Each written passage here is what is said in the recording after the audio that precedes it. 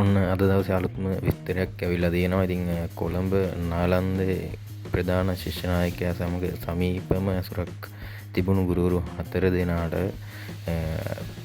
ගුරු වෘත්තය තහනම් කරලා තියෙනවා. ඉතින් 4 දෙනාටම ඉතින් මේ වීඩියෝ එක මේ දවස්වල ඇත්තටම සමාජ මාධ්‍යවල ගොඩක් බහුලව එහා මෙහා යන බව අපිට පේනවා. ඉතින් කොළඹ නාලන්දේ වගේ විද්‍යාලයක මේ වගේ දෙයක් උනේ ගැන තමයි ඇත්තටම තියෙන හිතේ කනගාටුව. මොකද මේ ගුරුවරු සමග මේ ඇති වුණු මේ වගේ සම්බන්ධතාවයක් ඇත්තටම හිතා ගන්න අමාරුයි. මේ ගුරුවරු මොන වගේ ආදර්ශයක්ද මේ ළමයින්ට දෙන්නේ කියලා. ඉතින් ඇත්තටම මාර වේදනාවක් දැනෙන්නේ මේ වගේ සිද්ධි ඇහැට දකිනකොට.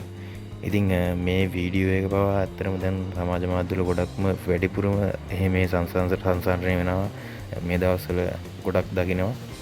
ඉතින් හරිම කියන්න කනගාටුයි මේ වීඩියෝ එක ගැන. ඉතින් ඇත්තටම මේ වීඩියෝ එකෙන් මම කියන්න අදහස් කරන්නේ ඉතින් මේ වගේ දෙයක් වෙනකොට කොහොමද ඉදිරි පරපුර හදන්නේ කියන එක තමයි ප්‍රශ්නේ.